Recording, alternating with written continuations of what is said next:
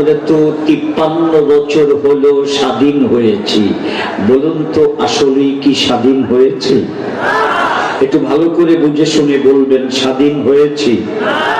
স্বাধীন কাকে বলে, সফলতা কাকে বলে, এটা আগে বুঝি। মুসলমান স্বাধীন হয় সেদিন যেদিন কোরআনের যে কোনো বিধান সে 16 আনা মেনে চলতে পারে, সেদিন হয় স্বাধীন। যেদিন কোরআনের বিধান পালন করার আগে কোরআনের দুশমনদের কাছে জিজ্ঞেস করতে হয়, সে পর্যন্ত স্বাধীন হতে পারে না। একটা উদাহরণ দিই।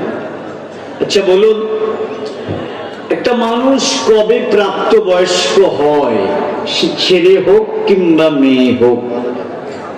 এটা আমরা তো সবাই জানি। কখন বিয়ের উপযুক্ত হয় এটাও আমরা জানি।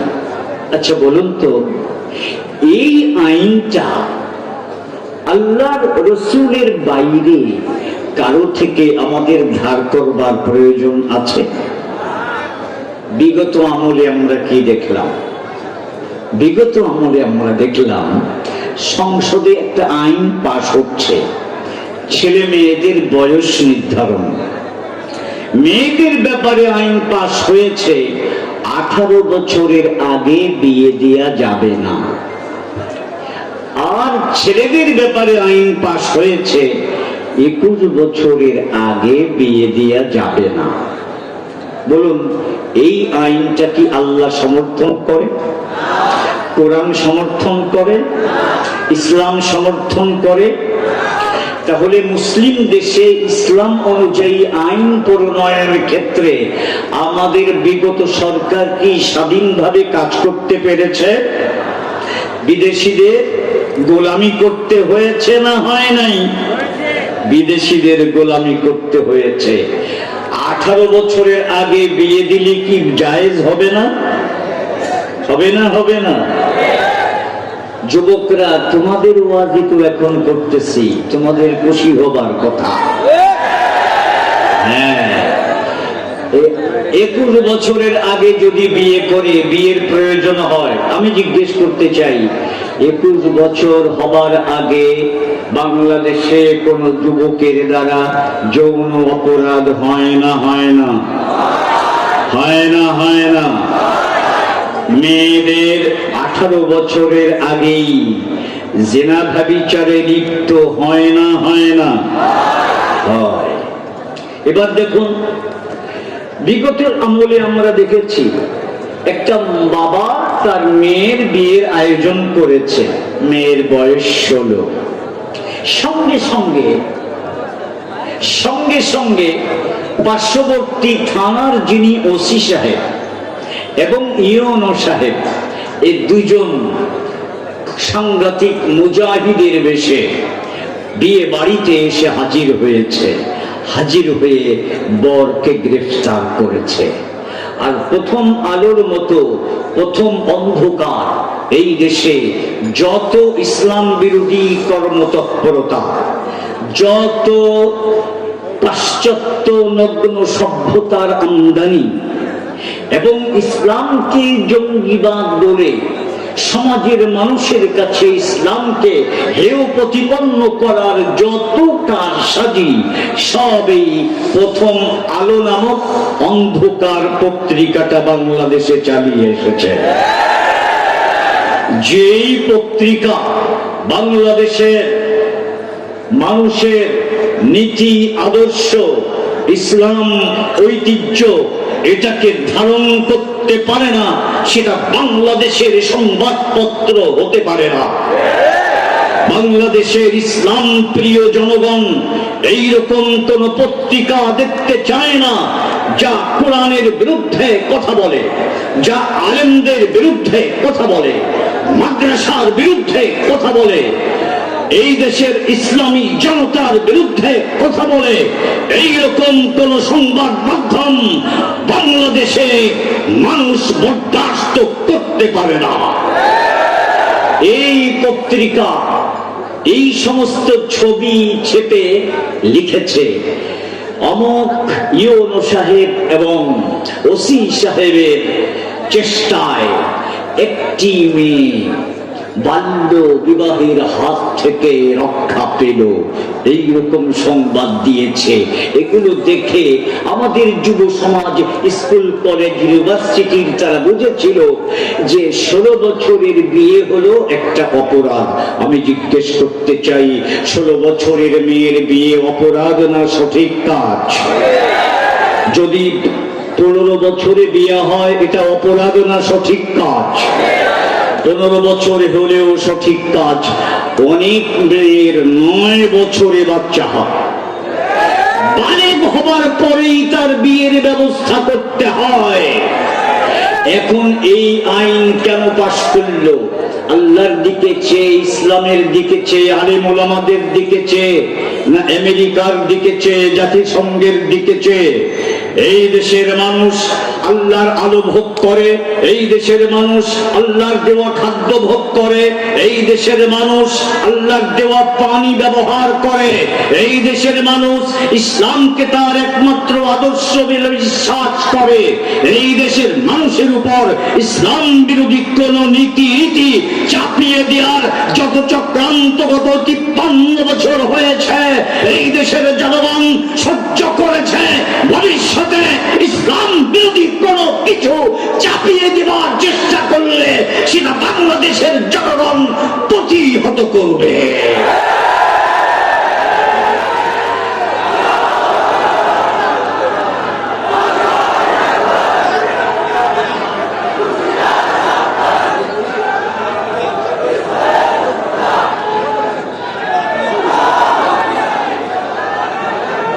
ভাইরা আমার,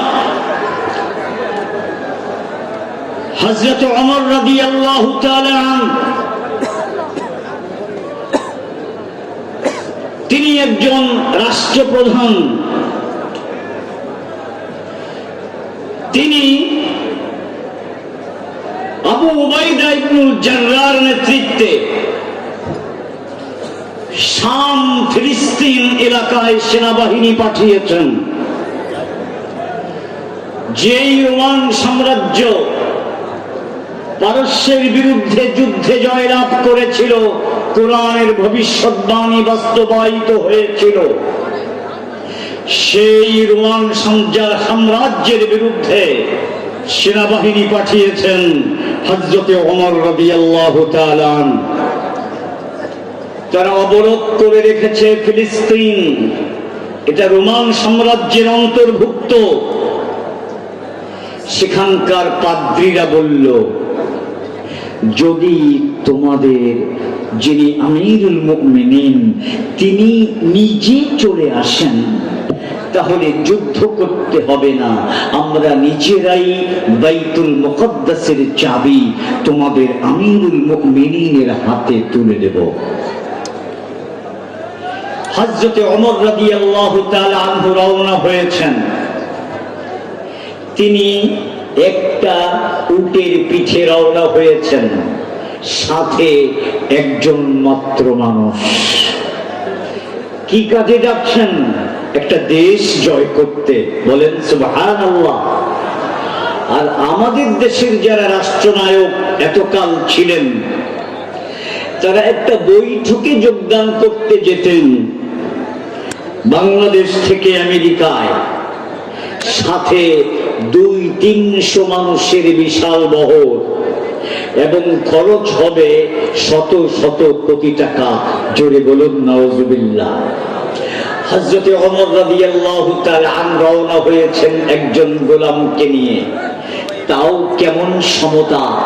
কিছুক্ষণ উটের পিঠে আমিরুল মুমিনিন চড়বেন, আর কিছুক্ষণ তিনি হাঁটবেন, তখন গোলাম উটের পিঠে চড়বে আর আমিরুল মুমিনিন হেঁটে হেঁটে যাবে। আল্লাহু আকবার। কাছাকাছি যখন গেছেন হযরতে ওমর রাদিয়াল্লাহু তাআলা আনহুর গায়ে তখন ছেঁড়া ফাটা কাপড়, তার মধ্যে আবার 11টা তালি। কয়টা তালি? 11টা।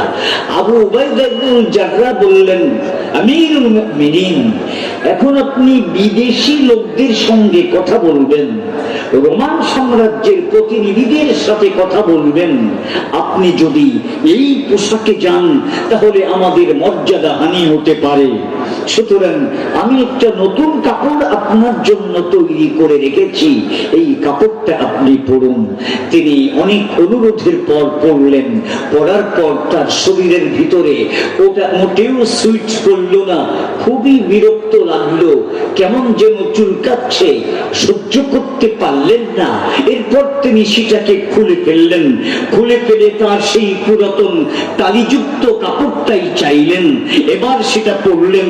পরার পর আবু উবাইদাকে লক্ষ্য করে বললেন, ও আবু উবাইদা, মনে রাখবা এই সম্পদের ভিতরে আমাদের কোনো ইজ্জত না, কাপড়ের ভিতরে আমাদের কোনো ইজ্জত না, এই দুনিয়ার কোন বস্তুর মধ্যে আমাদের ইজ্জত আর সম্মান নিহিত না, আমাদের আসল ইজ্জত আর সম্মান নিহিত ইসলামের মধ্যে। নাহনু কওমুন আ'আজ্জানাল্লাহু বিল ইসলাম, মান তালাবাল ইজ্জা বিগাইরি মা আ'আজ্জানাল্লাহ আদাল্লাহুল্লাহ। হে ইসলামের সৈনিক, আমার প্রাণের ভাইরা, ভালো করে এই কথাটা মনে রাখো। হযরত ওমর বলেছিলেন, মুসলমান জাতির সম্মান ইসলামের দ্বারা আল্লাহ পাক দিয়েছেন। কোন বস্তুর ভিতরে মুসলমানের সম্মান নাই, গাড়ির ভিতরে সম্মান নাই, বাড়ির ভিতরে সম্মান নাই, দামি সুটের ভিতরে সম্মান নাই। মুসলমানের সম্মান ইসলামের ভিতরে। যে মুসলমান যতটুকু তার জীবনে ইসলাম পালন করতে পারবে সে ততটুকু সম্মানিত। যদি তার টাকা পয়সা নাও থাকে, যদি তার ভালো কাপড় চোপড় নাও থাকে, আর যদি অনেক টাকা পয়সার মালিক হয়, হাজার হাজার কোটির মালিক হয়, বঙ্গভবনের মালিক হয়, গণভবনের মালিক হয়, কিন্তু যদি ইসলাম না থাকে, আল্লাহ বলেন ইসলাম বাদ দিয়ে, হযরত ওমর বলেন যদি ইসলাম বাদ দিয়ে অন্য কোন ক্ষমতার ভিতরে সম্মান তালাশ করো, যদি ইসলাম বাদ দিয়ে অর্থের মধ্যে সম্মান তালাশ করো, তাহলে আল্লাহ পাক তোমাদেরকে অপদস্থ করবে। গত 53 বছর আমরা দেখেছি যারা দেশ শাসন করেছে, ইসলামের ভিতরে তারা সম্মান তালাশ করে নাই, তারা ক্ষমতার মধ্যে সম্মান তালাশ করেছে, অর্থের মধ্যে সম্মান তালাশ করেছে। এটা যারা করবে আল্লাহ পাক তাদেরকে অপমান করবেন। এই কথা হযরত ওমর বলেছিলেন, আমরা নিজের চোখে সেটা বাস্তবায়িত হতে দেখলাম। দেখছি না দেখি নাই? এবার আসো, স্বাধীন কোন জাতি? হযরত ওমর গায়ে কাপড় নাই, লক্ষ লক্ষ টাকার তিনি মালিক না, তিনি ছিলেন স্বাধীন। তিনি পৃথিবীর কোন শক্তিকে জমা খরচ দিয়ে দেশ শাসন করেন নাই। তিনি আল্লাহর হুকুম প্রত্যেকটা বাস্তবায়ন করেছেন। তার ইনসাফের শাসনের কাহিনী একটা শোনাই।